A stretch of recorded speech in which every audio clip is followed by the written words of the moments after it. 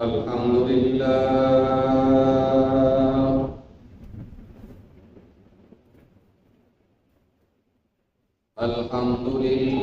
रब्बिल आलमीन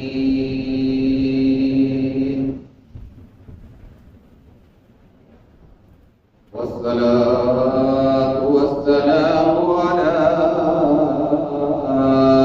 सय्यिदिल अंबिया'i वल मुरसलीन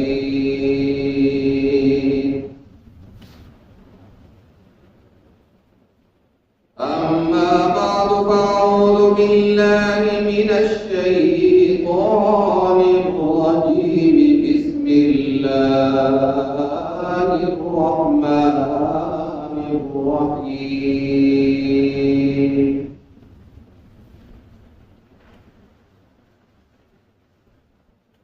قل إن كنتم تحبون الله فاتبعوني صدق الله العلي العظيم وصدق رسوله النبي الكريم ونحن على ذلك لمن الشاهدين والشاكرين والحمد لله رب العالمين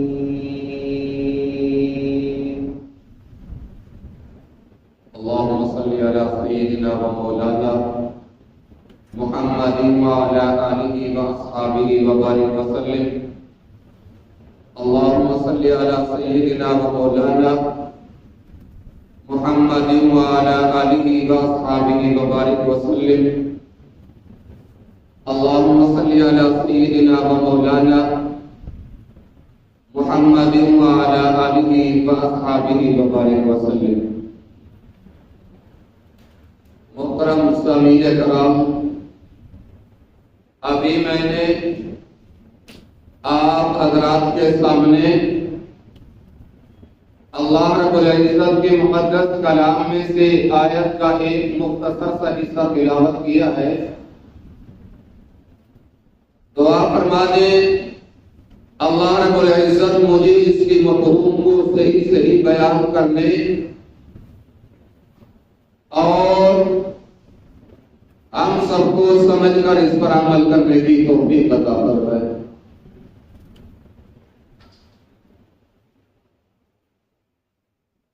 मेरे मोहतरम दोस्तों, कुरान मजीद एक मुकम्मल दस्तूर हयात है।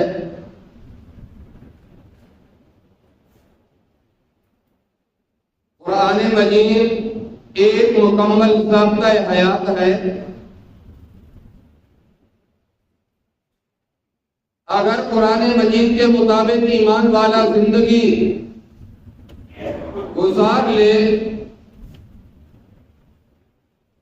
उस दुनिया में तो अल्लाह रब्बुल इज्जत सुकून अता फरमा ही देते हैं। यह दुनिया भी अल्लाह रब्बुल इज्जत आसानी से अता।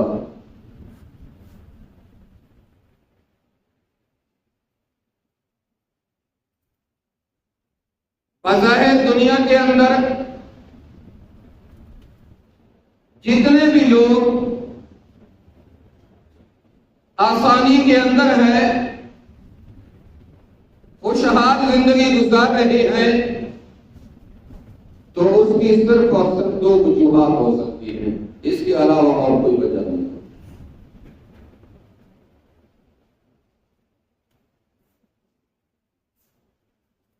उनमें से पहली वजह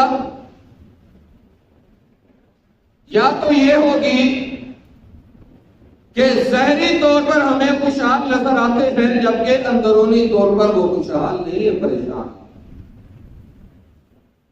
पहला सबब, पहली वजह।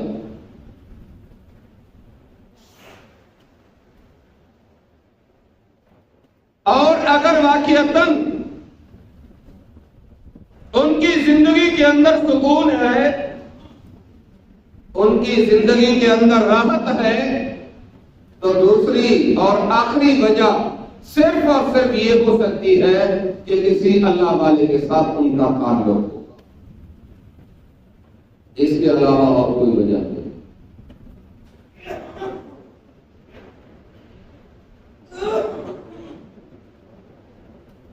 हज़रत अब्दुल्लाह बिन मुबारक सब कहते रहमतुल्लाह अलैह बहुत बड़े अल्लाह वाले गुजरे हैं, बहुत इल्म अल्लाह ने अता फरमाया था, हदीस का इल्म भी अल्लाह रब्बुल इज्जत ने उन्हें अता फरमाया था। आता है किताबों में उनके बारे में कि एक मर्तबा ऐसे रास्ता से गुजर रहे थे कि एक नौजवान मिला, छोटी उम्र का था,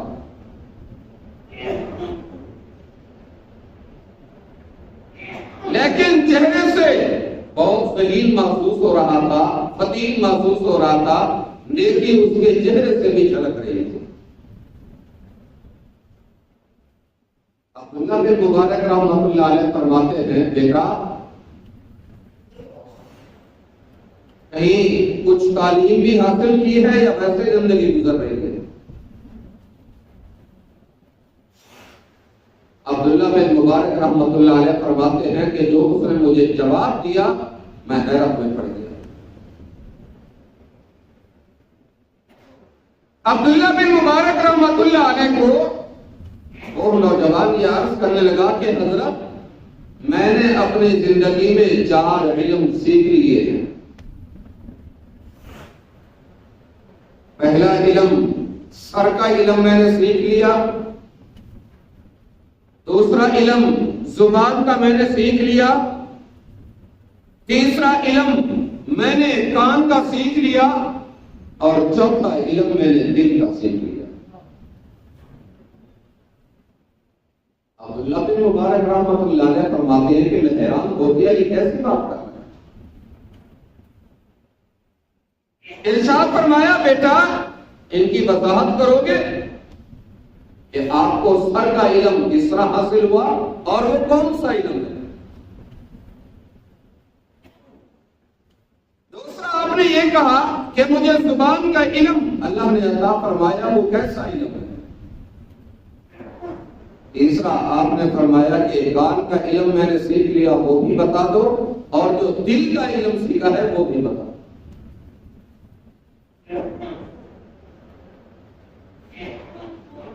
वो नौजवान अर्ज करने लगा कि हजरत सर का जो मैंने इल्म सीखा है उस इल्म का निचोड़ मैंने यह निकाला कि इस सर को अल्लाह के अलावा और किसी के सामने नहीं झुका,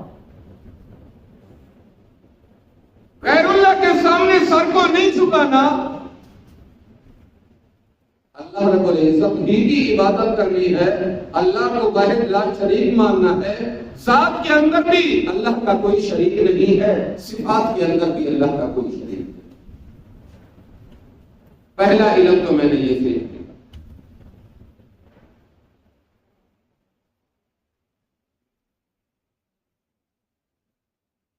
दूसरा इल्म जो जुबान का मैंने पूरी जिंदगी में सीखा है, इरशाद फरमाया वो इल्म ये है या उस इल्म का रिजल्ट या निचोड़ या नतीजा कोई भी कह लो, यह निकाला है कि इस जुबान को कुरान मजीद और नेकी की बात के अलावा इस्तेमाल नहीं करना वगरना खामोशी। जुबान का दूसरा इल्म करवाते हैं, मैंने ये सीखा।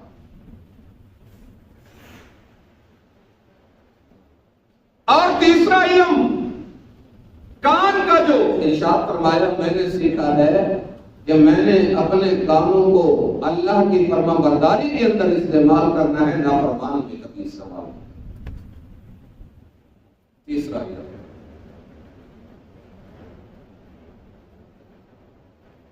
और चौथा इल्म जो दिल का इल्म उन्होंने इरशाद फरमाया वो ये था कि इस दिल के अंदर अल्लाह के अलावा और किसी को दाखिल नहीं होने।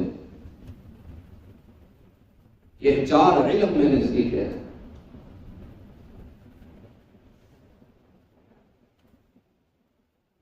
अब्दुल्लाह बिन मुबारक रहमतुल्लाह अलैह आगे क्या इरशाद फरमाने लगे कि बेटा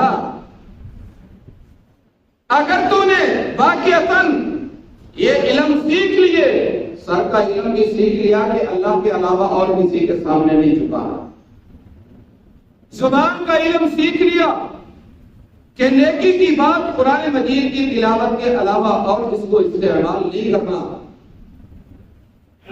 कान का इल्म अगर सीख लिया कि अपने कानों को अल्लाह की फरमाबरदारी में इस्तेमाल करना है, नाफरमानी में नहीं, और दिल का इल्म अगर आपने ये सीख लिया कि अपने दिल के अंदर अल्लाह के अलावा और किसी को नहीं लाना, अगर ये चार इल्म आपने सीख लिए, पांचवी बात इरशाद फरमाया, मैं आपको कहता हूं अल्लाह के अलावा और किसी से उम्मीद नहीं करना,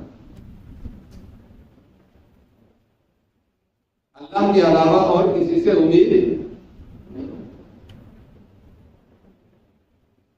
हर चीज फानी है, किसी चीज के ऊपर तवक्कल नहीं, ना जवानी का एतबार है, ना माल दौलत का एतबार है, ना ताकत का एतबार है, किसी चीज का कोई एतबार नहीं, किसी चीज के ऊपर कोई तवक्कुल और तवक्कुल नहीं।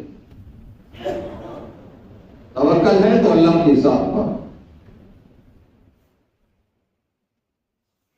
अल्लाह वाले फरमाने लगे कि हज के सफर के ऊपर एक बहुत बड़ा आदमी दुनिया के हिसाब से मेरे साथ,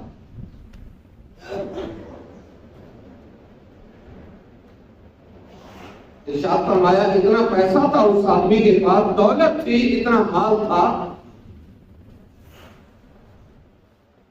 उसने जहां से रवाना होने से पहले ही बहुत ही महंगा होटल रिजर्व करा लिया। पहले एक बेहतरीन गाड़ी वहां पर रेंट के ऊपर ले ली कि पूरा महीना गाड़ी नीचे खड़ी रहे होटल के, ताकि मुझे या मेरी घर वाली को कोई परेशानी ना हो। एक मुलाजिम भी रख लिया, इतने 1000 रियाल आपको एक महीने के दूंगा, आपने कहीं जाना नहीं, हमारे साथ है।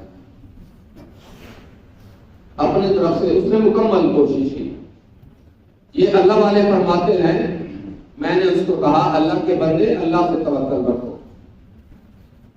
ज़हरी सबब के दर्जे में ये चीजें इस्तेमाल करना कोई मना नहीं है, कोई हर्ज नहीं है, लेकिन भरोसा सिर्फ अल्लाह के साथ करो। दुनिया की घमंड में आ गया, गरूर में आ गया, उसने कहा कि हजरत नहीं, सब कुछ मेरे पास मौजूद है। लोग कहते हैं कि परेशानी आ जाती है हज के मौका के ऊपर, मैंने इंतजाम ही ऐसा किया कि मुझे कोई परेशानी नहीं हो। अल्लाह वाले फरमाते हैं मैं खामोश हो गया। कुछ दिन जब गुजरे तो एक दिन मुझे उनका फोन आया, उन साहब का, और कहने लगा कि हजरत काफी टाइम गुजर गया, मेरी घर वाली गुम हो गई, होटल में वापस नहीं।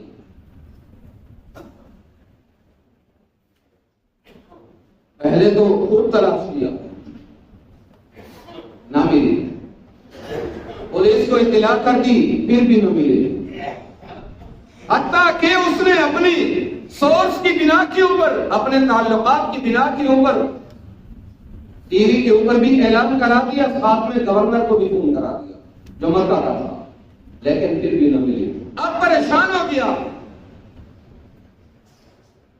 कि या अल्लाह सोचा क्या था और हो क्या रहा है। अल्लाह वाले फरमाते हैं कि 2 दिन गुजर गए, आपको अभी तक ये समझ में नहीं आई कि अपने माथे को अल्लाह के सामने अगर झुका लो। इरशाद फरमाते हैं कि उस आदमी ने वुज़ू किया, 2 रकात सलातुल हाजत भी पढ़ी, सलातुल तौबा भी, अभी दुआ मांग के उठा ही था कि हॉस्पिटल से फोन आया कि आपकी बीवी यहां पर मौजूद है। हुआ ये था, तवाफ किया, काफी गर्मी का मौसम था, गर्मी लग गई, कागजात कुछ भी नहीं थे अपने पास उस खातून के। इंतजामिया वालों ने उठाया और हॉस्पिटल पहुंचा दिया। तो मेरे दोस्तों याद रखना, अल्लाह के अलावा और किसी से उम्मीद नहीं। ये जो हम कहते हैं ना कि यार फला आदमी ने मुझे धोखा दे दिया, मैंने फला साहब से ये कहा था कि यार ये मेरा काम कर दो, उसने नहीं किया, हामी भरी किया नहीं, उसने मुझे धोखा दिया। दोस्तों याद रखना, इंसान को इंसान कभी धोखा नहीं देता, इंसान को अपनी वो तवक्कुआत धोखा दे जाती है जो वो दूसरों से वाबस्ता कर बैठता है। अल्लाह को तो अपनी तवक्कुआत को अल्लाह रब्बुल इज्जत के अलावा और किसी से वाबस्ता नहीं। असबाब के दर्जे में इंसान जरूर इस्तेमाल करे, लेकिन तवक्कल सिर्फ अल्लाह की जात के ऊपर कि अल्लाह से होता है, अल्लाह की तरफ से। अल्लाह रब्बुल इज्जत से दुआ है, अल्लाह रब्बुल इज्जत हमें अमल करने की तौफीक